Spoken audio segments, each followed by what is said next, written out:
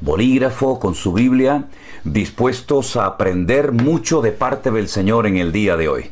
Saben que el objetivo es responder con Biblia en mano a las preguntas que ustedes nos envían desde diferentes partes del mundo.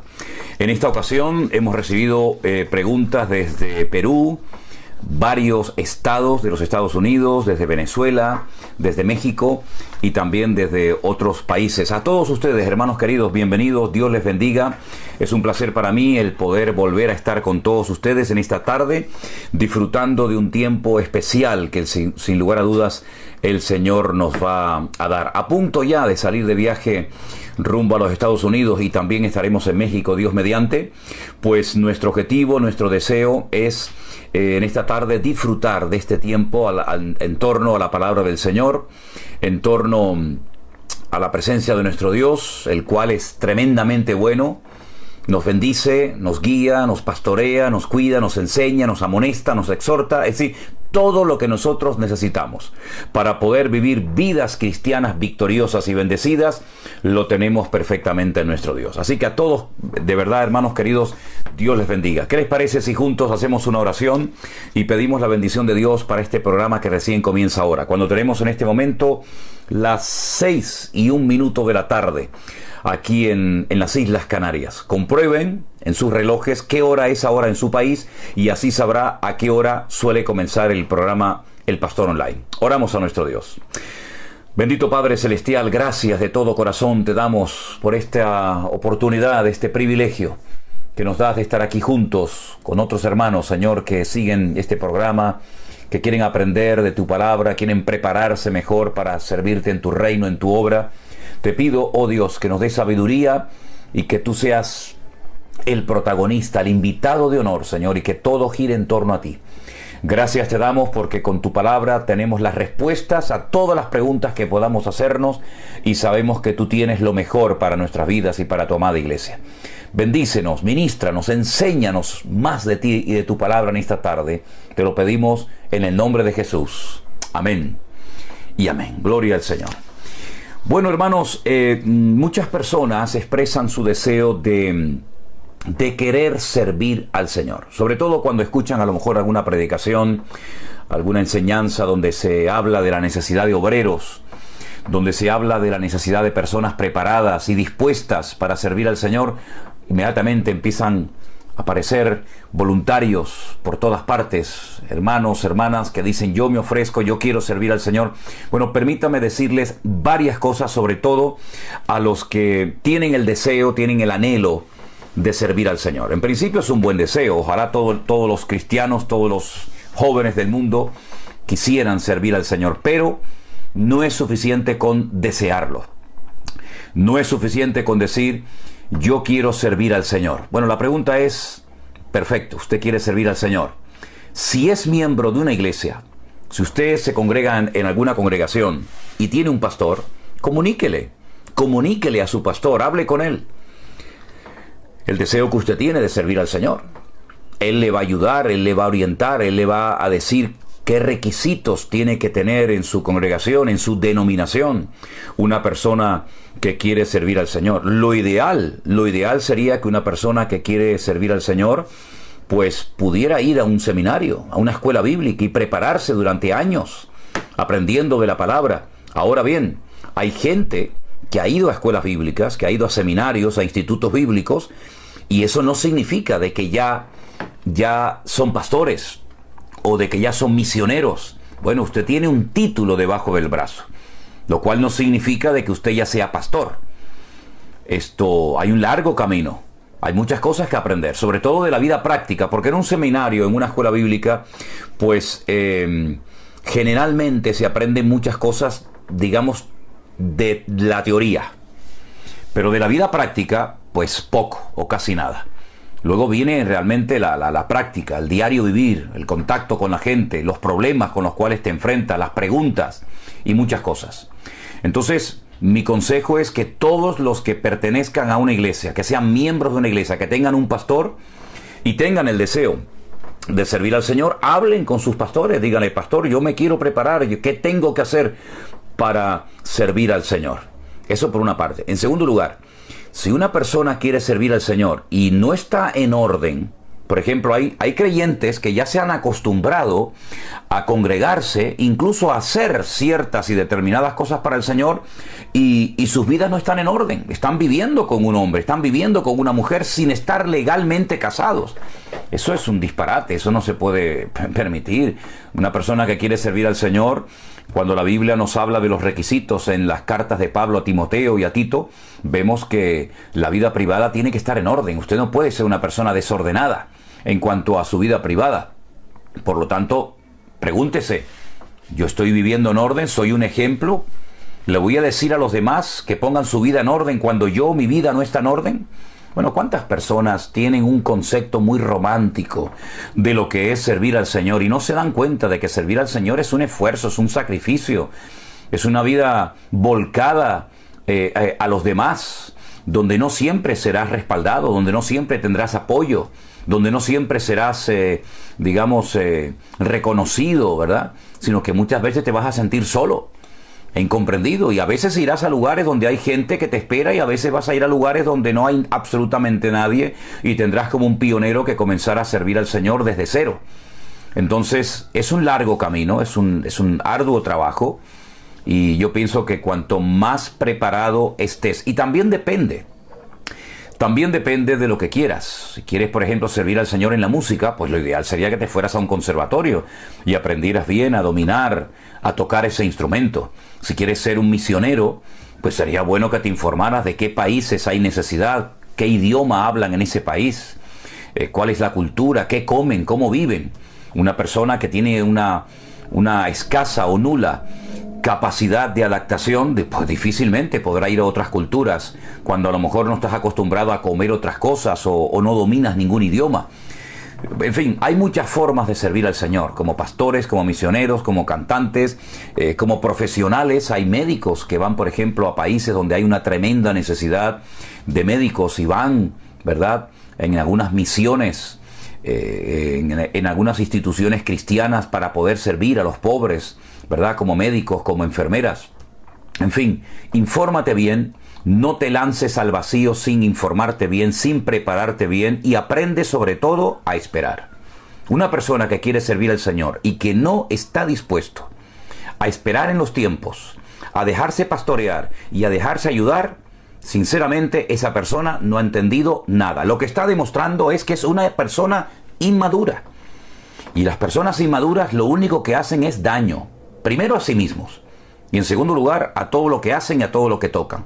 Van como una especie de caballo desbocado por la vida, creyendo que es aquí y allá, y ahora hablo con este, llamo con el otro, y ellos son los que van haciendo publicidad de sí mismos, ¿verdad?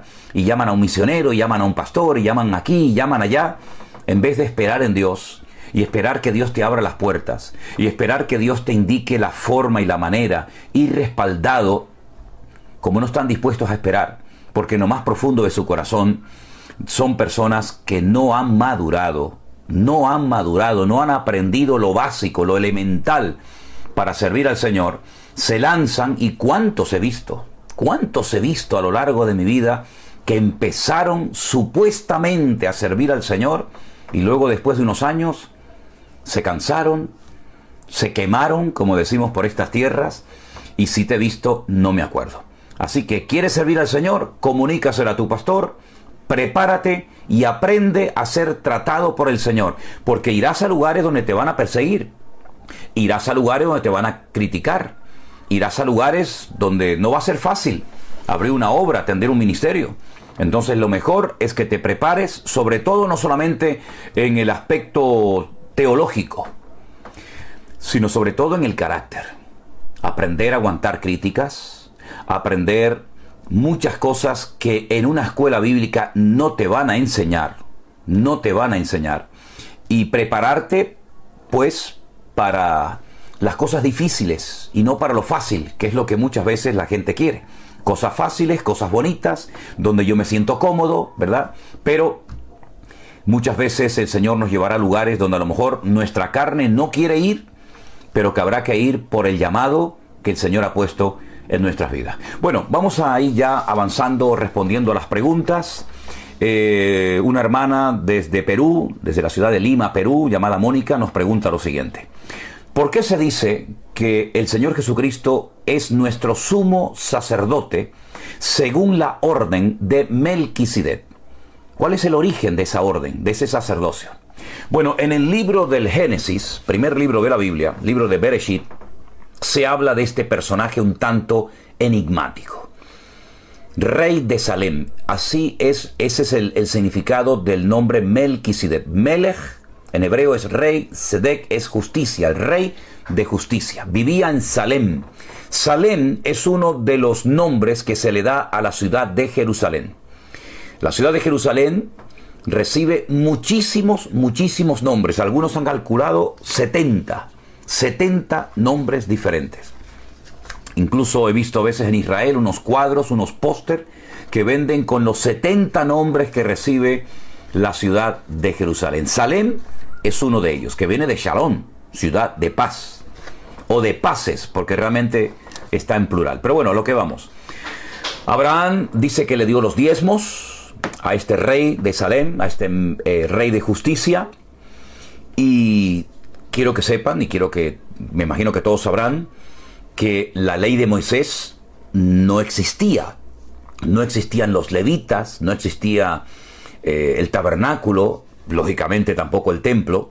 Entonces el Señor Jesucristo, que se ve tipificado en la persona de este hombre, de Melquisedec, no podía ser sacerdote porque los sacerdotes tenían que pertenecer única y exclusivamente a la orden o a la tribu, a la familia de los levitas. Y el Señor Jesucristo sabemos que no era un levita, era de la tribu de Judá, ¿verdad? Porque de la tribu de Judá tenía que venir el Mesías. Pero él también, como nuestro mediador, como nuestro sacerdote, que entró a la misma presencia de Dios.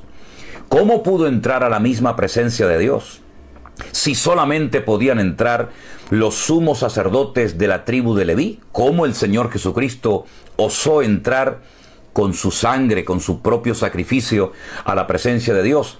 Porque él no pertenece a la orden de los levitas, sino a la orden de Melquisedec. Es un sacerdote, es un sacerdocio diferente, distinto, tipificado en la persona de Melquisedec. De hecho, algunos han dicho que ese personaje que se presenta a Abraham cuando viene de conquistar a los reyes y al cual le da los diezmos, ¿verdad?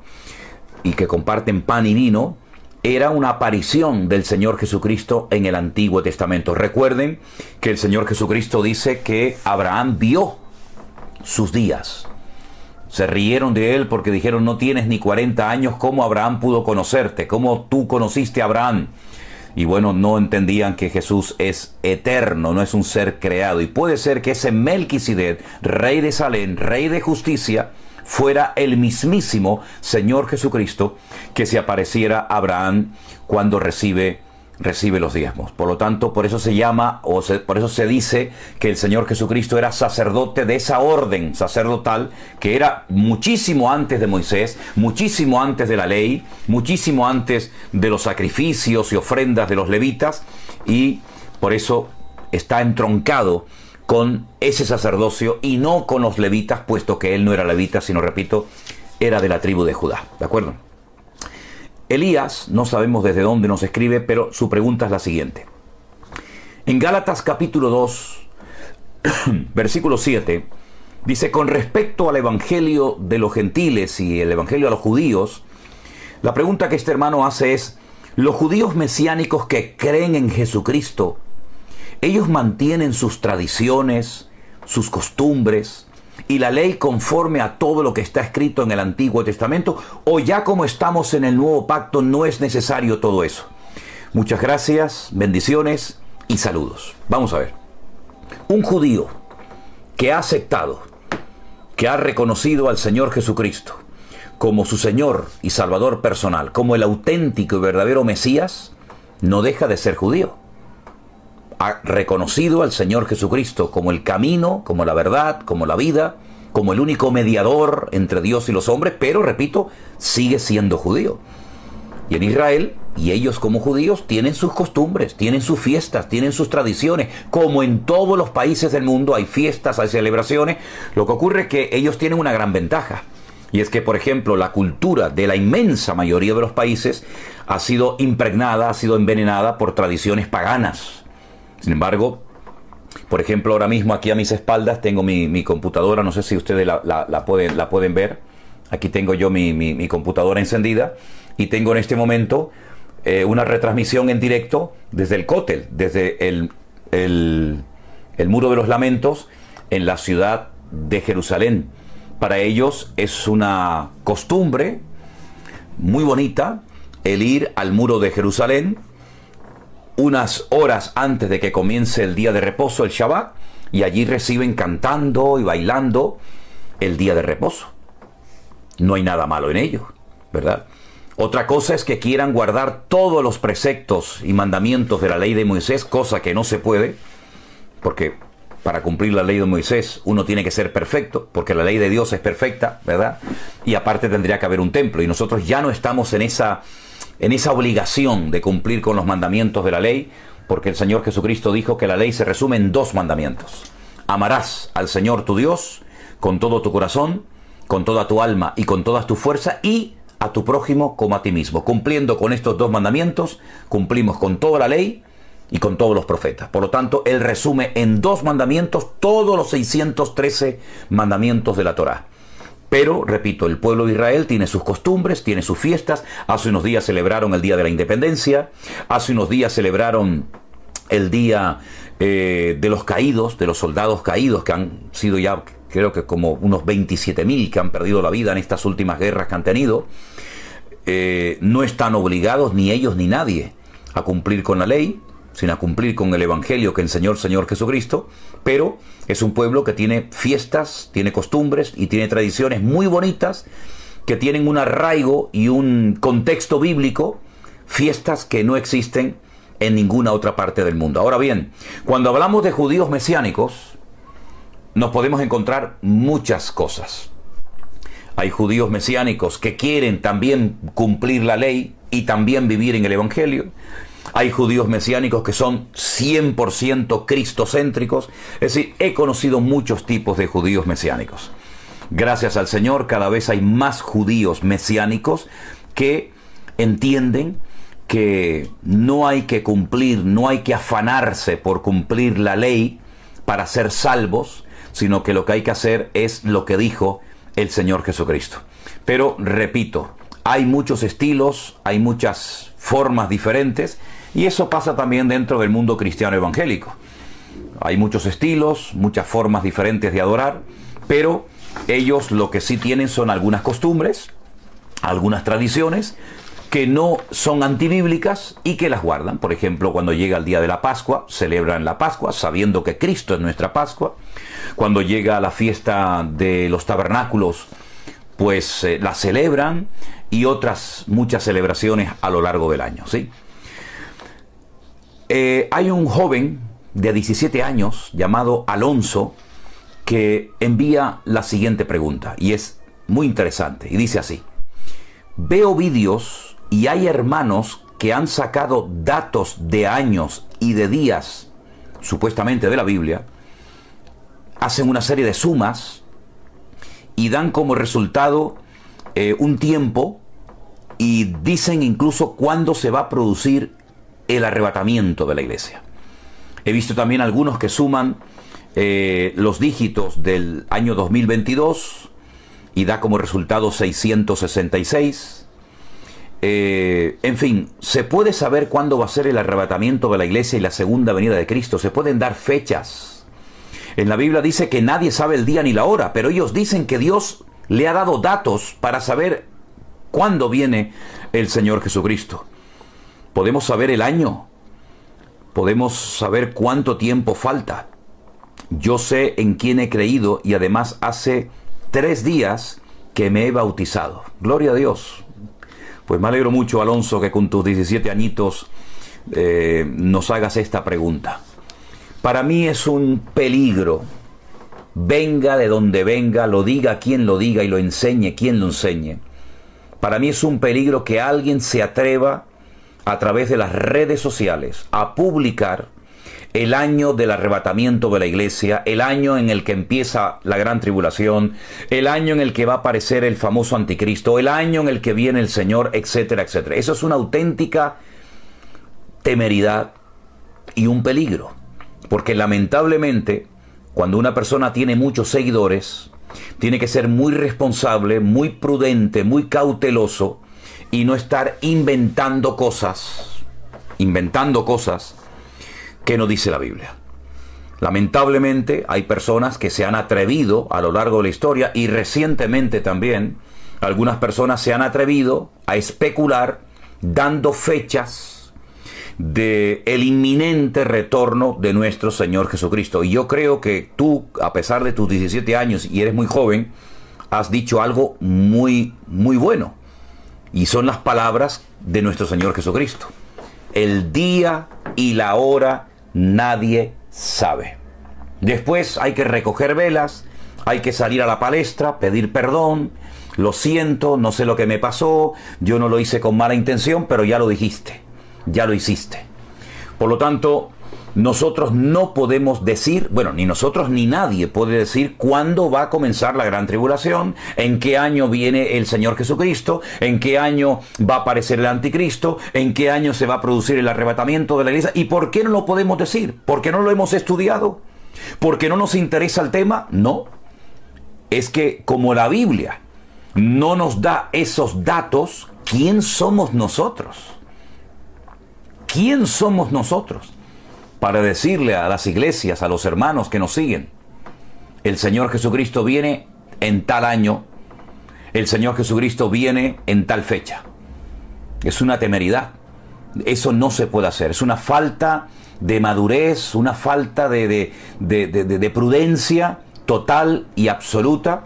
Y luego, lamentablemente, pasa lo que pasa. Nadie puede saber ni el día, ni la hora, ni el año en el que vendrá el Señor Jesucristo. Hace unos días alguien me mandó un correo, un mensaje, donde me pedía que comenzara a decirle a ustedes, que comenzara a predicar y a enseñarle a la gente que faltan solamente 2 años para que termine la gran tribulación. Automáticamente borré el mensaje y no quiero saber absolutamente nada de esto, porque es rotundamente falso. No estamos en medio de la gran tribulación. La gran tribulación aún no ha empezado. La gran tribulación comienza con la manifestación del anticristo, y el anticristo aún no se ha manifestado, aunque algunos dicen que ya está por ahí y se manifiesta, ya es conocido y reconocido. Rotundamente falso. No lo pueden demostrar con la Biblia. ¿Cuántas veces me habéis oído decir lo que no se puede comprobar, lo que no se puede demostrar con la Biblia? ¿Por qué lo decimos? ¿De dónde sacamos esa información si la Biblia no lo enseña? Por lo tanto, seamos prudentes a la hora de hablar de fechas. Es más, no pongamos fechas, porque es un auténtico disparate. Bueno, avanzamos. Nos vamos con una hermana que pregunta lo siguiente. En el Antiguo Testamento nos habla de diferentes sacrificios que se llevaban a cabo en el templo. Pero en el Salmo 4, versículo 5, habla de sacrificios de justicia. ¿Cuáles son estos sacrificios de justicia? Bueno, como tú bien sabes, hermana, nosotros no tenemos que presentar ningún tipo de sacrificios, porque el sacrificio que el Padre, que nuestro Dios aceptó, fue el de su Hijo, este Señor Jesucristo, muriendo en la cruz por todos y cada uno de nosotros. Por lo tanto, ya no hay sacrificios que presentar a Dios. No sirven los sacrificios de animales. Aparte, no se pueden presentar porque el único lugar para presentar sacrificios era el antiguo templo de Jerusalén. Y hace 2000 años que ese templo fue destruido. Por lo tanto, ni siquiera los judíos pueden presentar sus sacrificios. Esto por una parte. Por otra parte, sacrificios de justicia, ¿verdad? Fruto de labios que confiesen su nombre, como dice también otro texto, hace referencia a nuestra vida, a nuestro testimonio, a nuestro ejemplo ante el mundo. Eso es lo que tenemos que hacer. Hombre, se emplea la palabra sacrificio, pero es un modelo de vida. Nuestra forma de vida tiene que ser diferente a los mundanos, a los que no han aceptado al Señor Jesucristo, a los que no le han conocido, a los que no le han recibido en sus corazones. Por lo tanto, mis queridos hermanos, a eso es a lo que nos tenemos que dedicar. A hacer justicia, amar al prójimo, a predicar el evangelio. Es la madurez manifestada a través de nuestros actos, a través de nuestras acciones. Por sus frutos los conoceréis. Y uno de los frutos que tenemos que dar o hacer es justicia, ¿verdad? Así es que eso es a lo que se refiere la Biblia cuando habla de sacrificios de justicia. Hacer las cosas decentemente y con orden. Lo que haría el Señor Jesucristo en nuestro caso, si es que estuviéramos en su lugar.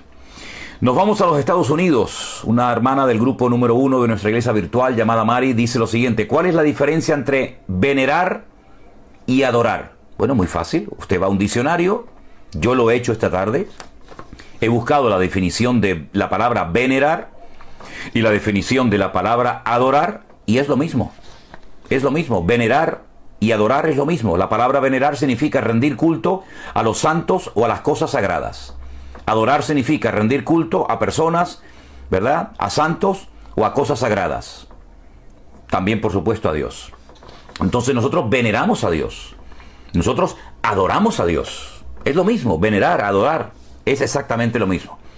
¿Por qué hace usted esta pregunta? Bueno, porque viene por lo siguiente. La mayor parte de mi familia, dice usted, es católica. Y siempre me dicen que nosotros, los cristianos, mezclamos las cosas. Qué curioso, nosotros somos los que mezclamos las cosas. Y que ellos no adoran a las imágenes. Y que solamente hacen lo que está escrito en la Biblia. Y que nosotros hacemos cosas incorrectas. Gracias y bendiciones a todos los hermanos de la iglesia. Vamos a ver, cualquier católico sabe, cualquier buen católico sabe que la adoración a los santos, a las vírgenes, a las imágenes, es obligatorio.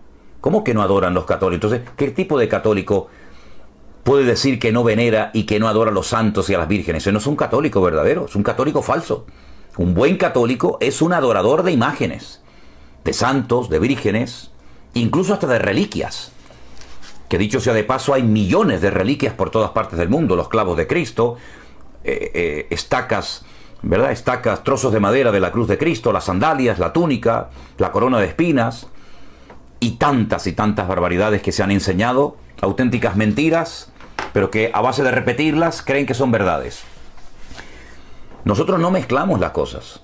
Nosotros los cristianos evangélicos nos guiamos única y exclusivamente por la Biblia. Un verdadero católico no. De hecho, la Iglesia Católica prohibió la lectura de la Biblia.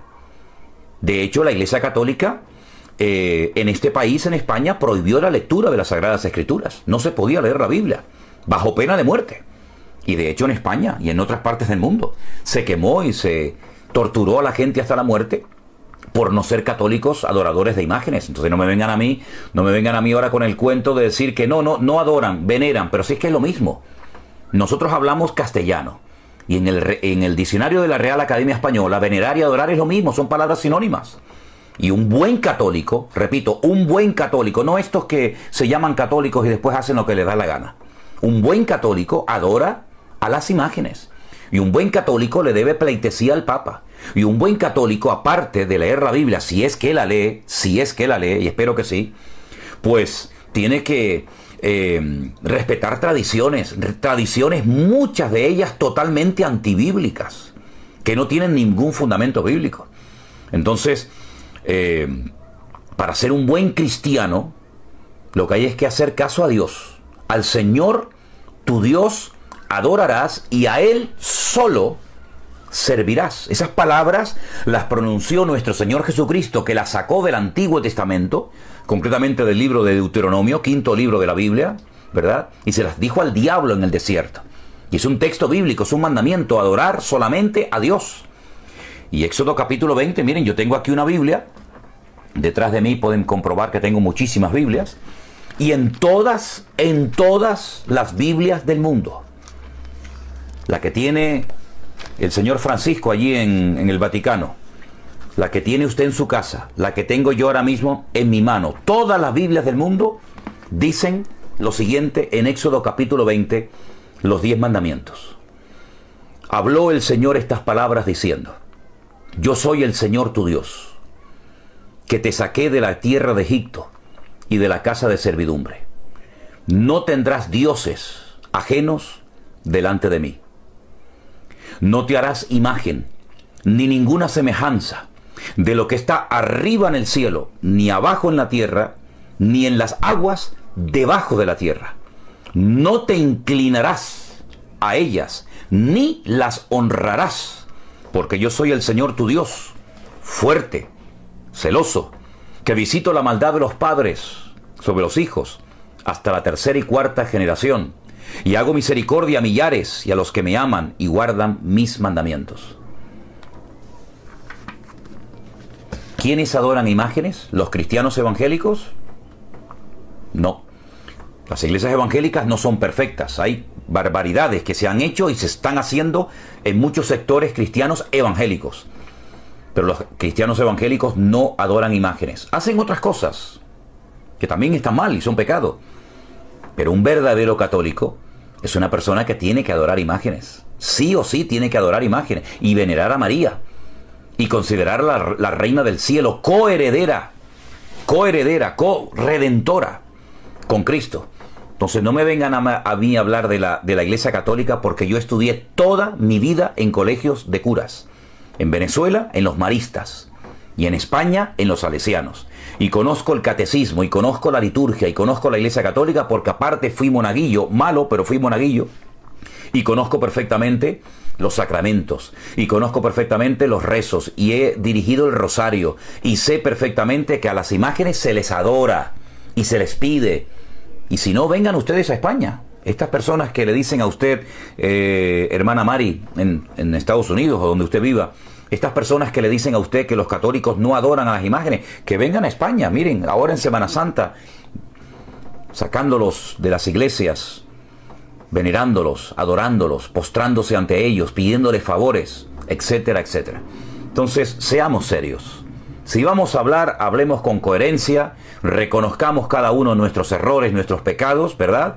Y no digan estas personas, familias de usted, que nosotros mezclamos las cosas, que ellos no adoran a las imágenes, porque esto es rotundamente falso. Un buen católico, se destaca por ser un adorador de imágenes, que pueden ser cualquier cantidad. Y dígame usted, en qué país de religión católica no hay imágenes que se veneran. No hay vírgenes y santos en Guatemala, en Nicaragua, en México, en Venezuela, en Argentina, en Colombia, en Chile, en Perú, en España, en Italia. Vamos a ser serios, por favor. Otra pregunta que nos hace una persona es la siguiente. Esta pregunta viene desde los Estados Unidos.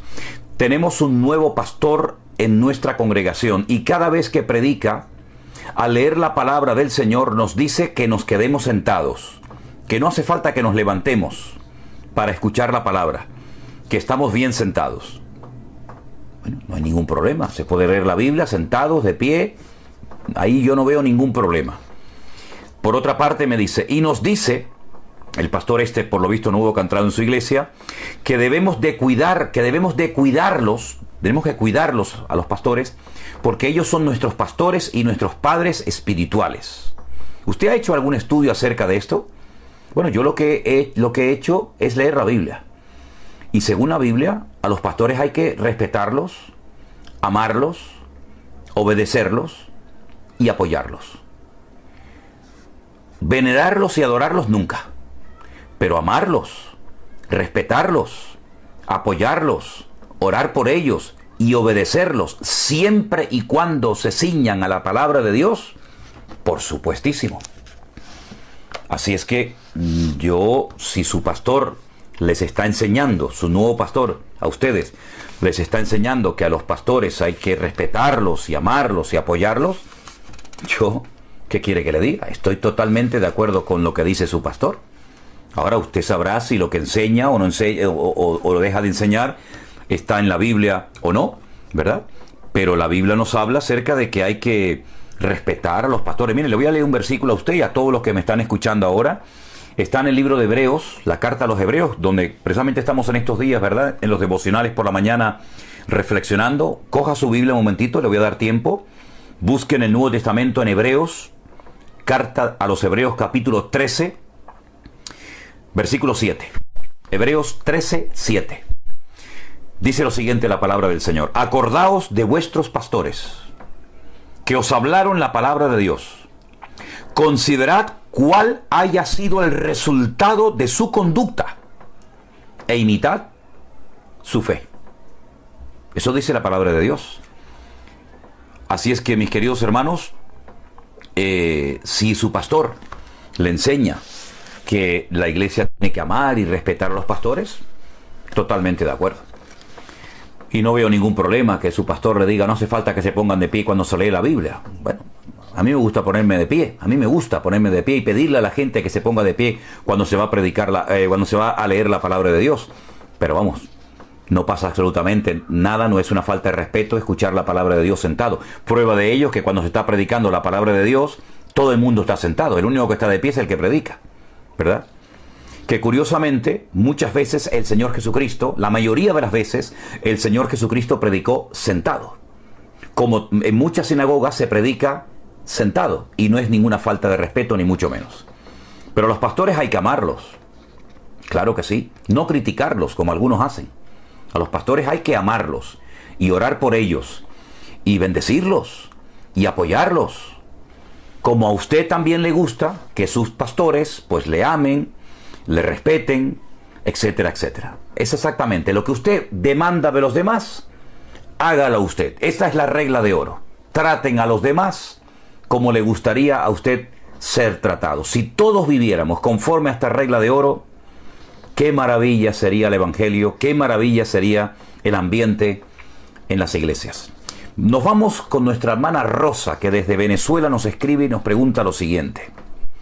Me gustaría que me explicara el Salmo 92, verso 13, que dice: plantados en la casa del Señor, en los atrios de nuestro Dios florecerán. ¿Esto se refiere a algo físico? ¿Se refiere a la iglesia? Vamos a ver, el Salmo 92, en primer lugar, es el salmo que se suele leer en el día del reposo. ¿Ve? Es el salmo para el día de reposo, para el Shabbat. Por lo tanto, si entre hoy y mañana lo pueden leer, sería maravilloso. Yo leo el Salmo 92, ya lógicamente, como ustedes comprenderán, me lo aprendí de memoria. Hay que leer el Salmo 92 todos los días de reposo, es decir, el día sábado, la tarde del viernes al sábado. Eso en primer lugar. En segundo lugar, ahí no aparece la iglesia por ninguna parte, porque la iglesia no existía en el Antiguo Testamento. La iglesia nació con Cristo, ¿verdad? El Señor tenía un trato con el pueblo de Israel a nivel nacional. Hoy en día es un trato a nivel personal, ¿verdad? Individualizado, por poco no me sale la palabra, con la iglesia del Señor, con el pueblo de Dios, que lo forman todos los hombres y mujeres, sean judíos o no. Hombres y mujeres, esclavos y libres, de todas las naciones, pueblos, tribus y lenguas, que han creído en Cristo, que le han confesado como su Señor y Salvador personal, son parte de la iglesia, del cuerpo de Cristo. Cuando dice plantados en la casa del Señor, personas que están en la presencia del Señor, personas que pasan tiempo en la presencia del Señor, reverdecerán, no estarán secos. Y ahí hay algo muy importante. La persona que está bien plantada, bien arraigada, bien cimentada en Dios y en la palabra, no es una persona seca, no es una persona que está estancada, es una persona con vida. Es una persona que tiene mensaje para dar. Es una persona que no vive de glorias del pasado. Plantados en Dios, plantados en la presencia del Señor, reverdecerán, no importa la edad, no importa si es joven o tiene 90 años, da igual. Como tiene comunión con el Señor, está vivo, está conectado con la fuente de la vida. Será como árbol plantado, dice el Salmo 1, junto a corrientes de agua, que da su fruto en su tiempo, su hoja no cae, y todo lo que hace prosperará. Así tenemos que ser todos los creyentes, sean judíos o no, ¿vale? Desde Buenos Aires, Claudia nos pregunta lo siguiente. En el libro de Eclesiastés, el capítulo 9, la última parte, dice: todo lo que te viniere a la mano para hacer, hazlo según tus fuerzas, porque en el Seol, ¿a dónde vas?, no hay obra, ni trabajo, ni ciencia, ni enseñanza. ¿Cómo podemos interpretar este pasaje? Pues muy fácilmente, lo que tenga que hacer, hágalo. Es tiempo de ir a trabajar, vaya a trabajar. Es tiempo de sembrar, vaya a sembrar. Es tiempo de ir al culto, vaya al culto. Es tiempo de atender al marido, a los hijos, a la esposa. Hágalo. En otras palabras, adáctese a las circunstancias y haga lo que tiene que hacer. Yo lo que veo muchas veces es que hay creyentes que están siempre pensando en el futuro. Algún día voy a servir al Señor, algún día voy a consagrarme. Viven en el futuro. También he conocido a muchos creyentes que están siempre hablando del pasado. Lo que me hicieron, lo que me dijeron, lo que me dijo el pastor, cómo me lo dijo, que me llamó, que no me llamó. Mire, aquí no se trata de vivir de glorias del pasado, lamiéndonos la herida de lo que nos hicieron, porque esta es una señal evidente de inmadurez total y absoluta, ¿vale? Una persona que no supera el pasado es una persona que está arruinando su presente. Entonces, como no podemos solucionar los problemas del pasado, no arruinemos el futuro. ¿Cómo? Viviendo hoy en victoria. Lo que me hicieron o no me hicieron, lo que me dijeron o me dejaron de decir, forma parte del pasado. Las cosas viejas pasaron y aquí todo es hecho nuevo. No busquemos aliados que nos digan, pobrecita, no me digas, eso te dijeron, eso te hicieron. No vayas así por la vida, porque los que actúan así, lo que están demostrando que son como los niños, que cuando lloran, ¿verdad?, porque algo les pasó, siempre van corriendo al regazo de papá o de mamá. En fin, tenemos que ser maduros. Yo le decía hoy a Anderson, copastor de nuestra iglesia, tenemos que rodearnos de gente madura, con todas las puertas que el Señor nos está abriendo, con todo el ministerio que el Señor nos ha dado y con todas las maravillas que el Señor ha hecho y continúa haciendo. Tenemos que rodearnos de gente madura que esté dispuesta a padecer, a sufrir, a hacer lo que haga falta para que el reino de Dios se extienda y la palabra de Dios corra y el nombre de Cristo se predica hasta el último rincón de la tierra. Hace falta madurez, exactamente, ese espíritu de victimismo, exactamente, muy bien, ese espíritu de victimismo hay que desarraigarlo completamente de nuestras vidas, porque con ese victimismo no arreglas nada.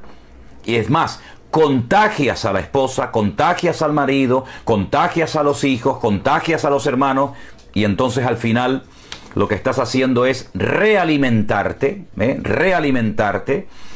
y lamerte la herida y no dejar que nunca se cicatrice, y aprender la lección y captar el mensaje para que luego puedas, con la consolación con la que has sido consolado, ¿verdad?, poder animar y fortalecer la vida de otros hermanos que también están pasando igual o peor situación que tú.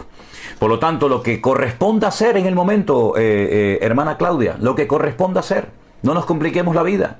¿Qué toca hacer ahora? ¿Ahora qué toca? Bueno, ahora toca ir a trabajar. ¿Y está? ¿Ir a trabajar? ¿Ahora qué toca? Dormir, a dormir. ¿Ahora qué toca? Predicar, predicar. Eso es lo que nos está hablando en el libro de Eclesiastés. No complicarnos la vida ni con el pasado ni con el futuro. Vivir con la realidad del tiempo presente. Adaptarme a mis circunstancias. Cuando hay poco, gloria a Dios. Cuando hay mucho, gloria a Dios.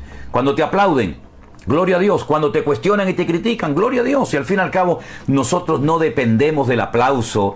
Nosotros no dependemos de la palmada en la espalda. Nosotros no dependemos de nadie. Nosotros dependemos única y exclusivamente del Señor. ¿Cuándo vamos a aprender eso?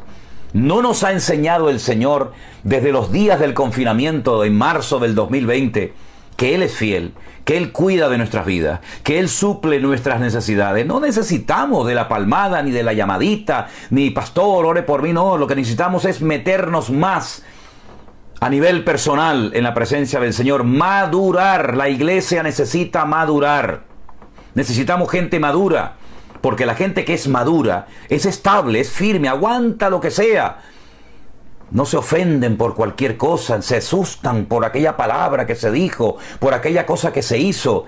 El cristiano maduro tiene su mirada puesta en Cristo, y pase lo que pase, y venga lo que venga, y digan lo que digan, yo sé en quién he creído. Pablo decía, estoy solo, me han abandonado, este me causó problemas, el otro se fue al mundo, pero el Señor estuvo a mi lado y me dio fuerzas. Y eso es a lo que tenemos que agarrarnos, y ahora más que nunca, porque lo que viene solamente lo van a poder soportar la gente madura, la gente que tiene su mirada en Cristo y no en los pastores, no en los hombres, sino solamente en el Señor. Erika desde México dice lo siguiente: ¿qué significado tiene en la Biblia los dientes? Bueno, usted me da una lista enorme de versículos del libro de Daniel, del libro de Job, del libro de Salmos, de Proverbios, del libro del Cantar de los Cantares, del libro de Deuteronomio, del libro del Apocalipsis. Bueno, vamos a ver, yo siempre he dicho que lo que hay que leer es el contexto, ¿verdad? A veces cuando dicen, no, y el malo cruje sus dientes contra el justo. Bueno, pues ahí está hablando de ira, de rabia, de enojo, de envidia, de celos, del impío contra nosotros. No es que la palabra, el término diente o dientes, tenga un significado genérico que se tiene que aplicar siempre lo mismo. No, es que depende dónde se diga, depende del contexto, puede significar una cosa u otra. Cuando dice allí será el lloro y el crujir de dientes, habla del infierno, de la condenación eterna. Pues hombre, hace referencia al dolor, a la tragedia de estar eternamente excluido, separado de la presencia de Dios. No tiene un significado la palabra diente o dientes en plural en la Biblia, sino que ya digo, depende del contexto. Y la última pregunta que voy a contestar por hoy nos viene también desde Perú, una hermana llamada Vilma. Dice: siempre escucho sus predicaciones, estoy muy agradecida por las predicaciones que imparte, pastor. Yo he sido católica por muchos años, yo llegué a los pies del Señor Jesucristo a la edad de 53 años. Amo a mi Señor con todo mi corazón, siempre busco la verdad en su palabra y no quiero que me defrauden con mi fe, igual que cuando yo fui católica. La pregunta de esta hermana Vilma de Perú es la siguiente: ¿en la iglesia evangélica existe un culto de memoria a los fallecidos? En la iglesia católica usted sabe que se hacen misas por los que han muerto, pero yo no he visto eso en los evangelios. ¿O será que estoy equivocada y es necesario que le hagamos culto a los muertos? Muchas gracias, que nuestro Señor Jesucristo le bendiga grandemente en su ministerio. Escuchando sus predicaciones a los 15 días de la pandemia, me fortalecieron, me levantó el Dios vivo de una depresión. Cuídese, pastor, y una vez más, bendiciones para usted y para su linda familia. Muchas gracias, hermana Vilma, que el Señor le bendiga, y me alegro muchísimo de que usted en aquellos días de confinamiento, de pandemia, usted se acercara al Señor a través de su palabra y conociera la verdad. Como usted bien ha dicho, en la Biblia no se le hace culto a los muertos. Hay un versículo muy conocido que el Señor Jesucristo, o palabras de un ángel cuando resucitó el Señor Jesucristo, le dijo a María Magdalena: no busques entre los muertos al que vive. Una cosa es respetar a la persona que ha fallecido, ese padre, esa madre, ese pastor, ese amigo, ese marido, esa esposa, ese hijo, ¿verdad? Una cosa es guardar el recuerdo, el respeto a su memoria, ¿verdad?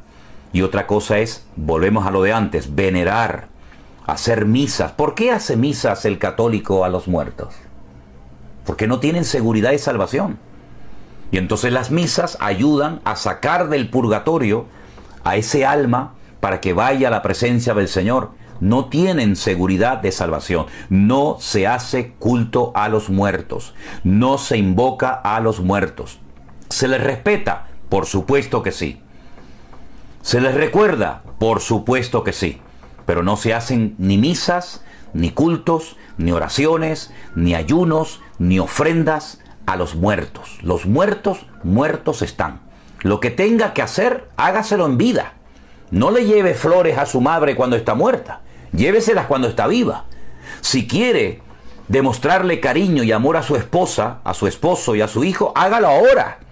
Papá, mamá, vaya a su hijo, abrácelo, béselo, pero no espere a que se muera para demostrarle el amor que le tenía. Es en vida cuando tenemos que honrar, respetar, ¿verdad?, a las personas, pero ya en muerte, ya muertos están. Por lo tanto, usted no está equivocada, hermana Vilma, usted está haciendo lo correcto, y así como el Señor le habló y la sacó de esa profunda, de esa grande depresión que a usted le afectaba en aquellos días, Dios la va a mantener, Dios la ha sostenido hasta el día de hoy, y con todo mi corazón le digo, siga adelante, hermana, siga adelante, no se aparte de la palabra del Señor, compruebe todo, filtre todo con la Biblia. Se llame pastor el que predica, se llame apóstol, se llame profeta, reverendo o como quiera llamarse, aquí en la palabra de Dios, en la Biblia, aquí en la palabra de Dios. Aquí tenemos lo que hay que creer y lo que no hay que creer. Aquí tenemos la revelación de Dios para el creyente en el día de hoy. La Biblia es el mapa para no perdernos. Es la brújula, es la espada del soldado. Es la herramienta que necesitamos para poder mantenernos firmes en la palabra de Dios, sin dejarnos engañar, sin dejarnos manipular, porque lamentablemente algunos mal utilizan la Biblia, sacando textos del contexto para manipular a la gente, para meterles miedo, y todo eso se puede evitar perfectamente si usted conoce la palabra de Dios. Los pastores, los líderes, como se llaman algunos, no son los dueños de la gente, no son los dueños de las almas, están para servir. Los verdaderos, los falsos no. Los falsos están para vivir a costa de la gente. Los verdaderos están para servir al pueblo, para servir a las ovejas, ¿verdad? Entonces, si usted conoce la palabra de Dios, usted no se va a dejar engañar por cualquiera, llámese como se llame y sea quien sea. No, es que es muy famoso, es que tiene muchos seguidores, es que es muy conocido. Me da igual, me da igual. Falsos pastores, falsos obreros, falsos profetas, los hubo y los habrá en el futuro. Y en los últimos tiempos, más todavía. Dice el Espíritu Santo claramente que en los postreros días incluso algunos apostatarían de la fe, escuchando a espíritus engañadores, a espíritus malignos, ¿verdad? Por lo tanto, vayamos a la palabra, vayamos a las Sagradas Escrituras. Queridos hermanos, hemos llegado al final del programa por hoy. Gracias por la paciencia. Me resulta totalmente imposible leer todos los mensajes que constantemente no paran de entrar uno detrás de otro. Cuando empiezo a leer uno, ya entra el otro, y cuando entra otro, no me da tiempo de leer todos los mensajes. Ya he dicho que algún día me gustaría hacer un programa con preguntas en directo. Tenemos que organizarlo bien. El próximo Pastor Online, si Dios lo permite, vamos a ver cómo lo puedo hacer. Estaremos en los Estados Unidos. Marchamos el día domingo. Este domingo nos vamos para Estados Unidos. Estaremos en la iglesia del Pastor Norris en New Jersey, la iglesia Campamento de Jehová. Le mando un saludo al Pastor Norris si me está escuchando, o algún miembro de su iglesia, un hermano extraordinario, un hombre de Dios tremendo. También estaremos en la iglesia del Pastor José Arenas, en el otro lado de los Estados Unidos, en Los Ángeles. Allí estaremos con el Pastor Arenas, un hombre de Dios tremendo, estos dos varones de Dios.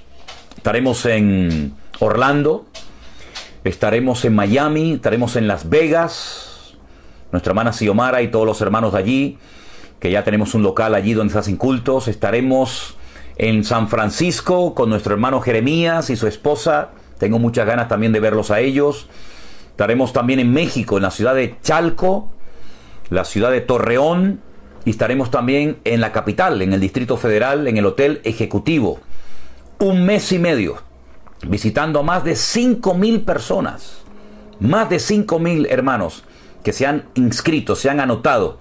Estaremos en la iglesia bautista Betel en Hialeah, en Miami. En fin, va a ser un largo recorrido. Que el Señor nos guarde la garganta, sobre todo, que el Señor nos dé fuerzas. Viajo con mi esposa Elena, con mi hija Miriam, con nuestro hermano Armando. Estaremos grabando todo lo que podamos, ¿verdad? Tendremos bautismos, bodas, presentaciones de niños, cultos al aire libre, cultos en iglesias, en fin, cenas en hoteles. Va a ser un tiempo muy bonito. Nuestro hermano Anderson se queda al frente de la iglesia aquí en Santa Cruz, con la ayuda de nuestro hermano Marcos y también seguramente Alberto de Fuerteventura, que vendrá. Pido por favor que oren por nosotros, que Dios nos guarde los viajes. Vamos a coger muchísimos aviones, hacer miles de kilómetros. Que el Señor nos ayude, y intentaré, en la medida de mis posibilidades, pues hacer el Pastor Online, hacer los devocionales. Vamos a ver, porque con tantos viajes y tantos cambios horarios, a ver a qué hora puedo. Que el Señor les guarde y les bendiga. ¿Qué les parece, mis queridos hermanos, si terminamos orando, dándole gracias al Señor por lo que hemos aprendido en esta tarde, y que Él siga usando y bendiciendo nuestras vidas? Oramos a nuestro Dios. Bendito Padre Celestial, gracias de todo corazón por el privilegio que nos has dado un día más en torno a tu palabra, en torno a tu presencia, Dios mío, aprender tanto tenemos que aprender, todavía tenemos que madurar. Ayúdanos a someternos, a sujetarnos a ti, a dejarnos tratar y moldear y pastorear por ti. Y gracias por la paciencia y el amor que nos tienes. Señor, ayúdanos a todos a mantenernos firmes, a madurar, que tanta falta hace en estos tiempos, Señor. Y danos fuerzas para poder cumplir con todas las responsabilidades y los cultos y las visitas y poder atender a la gente lo mejor posible como se merecen en este viaje misionero. Gracias por todo, en el nombre bendito de Jesús. Amén y amén. ¿Y saben qué, hermanos? Empezamos el viaje misionero el mismo día que empezamos el año pasado nuestro viaje misionero. El día 8-9 de mayo empezamos el año pasado a viajar por toda la península ibérica aquí en España en el primer viaje misionero, y curiosamente, un año después empezamos nuestro segundo viaje misionero, en esta ocasión por diferentes estados de los Estados Unidos y por México. Qué curioso, ¿verdad? Gracias a todos los que van a estar orando, gracias a todos los que van a estar apoyando para que esto se haga una realidad. Estaremos en contacto y contamos con todos ustedes. Tenemos ya muchísimas ganas de conocer a tantos hermanos que desde hace años nos vienen siguiendo. Ellos nos ven a nosotros, yo no veo absolutamente a nadie, pero ahora el Señor nos dará el privilegio de poder abrazarnos, de poder saludarnos, comer juntos, reír juntos, disfrutar juntos, y sin lugar a dudas va a ser un tiempo extraordinario. Y esto no ha hecho más que empezar, porque lo mejor está por venir. Y el próximo año, después de estos viajes que estamos haciendo, estos viajes que estamos haciendo, estos viajes que estamos haciendo, estos viajes que estamos haciendo, estos viajes que estamos haciendo, estos viajes que estamos haciendo, estos viajes